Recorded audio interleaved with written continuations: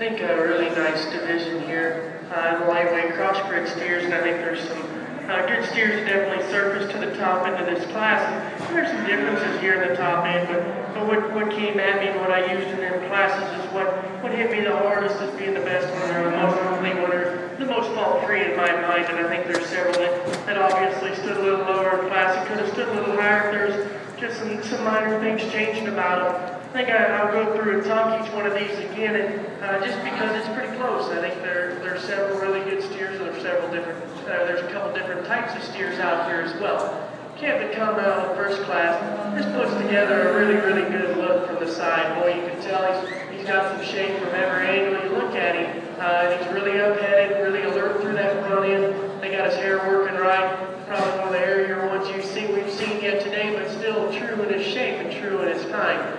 I think what concerns me about him is when we get him in motion, and I talked about it in class, he doesn't get out and just reach it and flex perfectly off that rear to it. And it seems to be a little higher up in where we can't see it up through that stifles where he don't want to work quite as good because his angles to his hog, the angles to his joint are good, and he actually flexes pretty good there. He just hits just a little hard on that. Up in that stifle area. Camp that come out of the second class, just really functional, really sound. The one that looks like to me is probably going to have the most growth of any in the lighter division we've seen. Some areas to change about him. I think there's obviously some differences in hair coat and hairstyle. This is one of these what you see is what you get type of steers.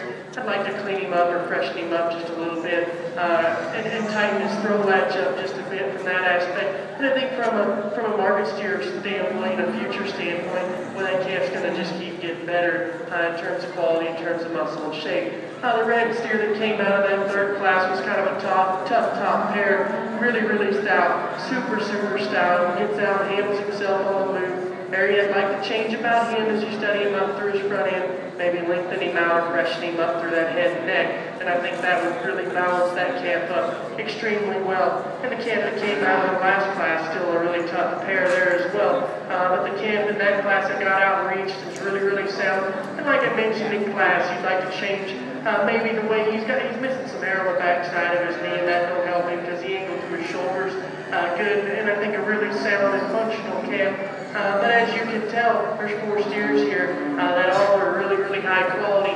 All have their differences. I'm going to go out here and I'll just go ahead and pick your champion, then I'll pick your reserve.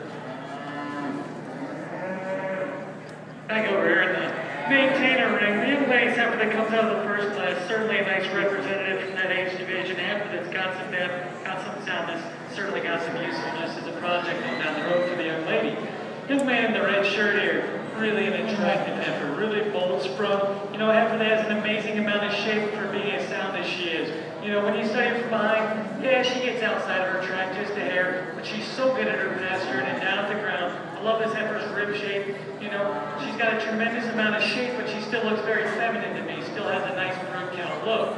The heifer that's right behind her is very similar to her in some respects in terms of her shape, in terms of her dimension, in terms of the power you read down that top, and the robustness you read through that center body. But the more you study this heifer down at the ground, you study the angle from her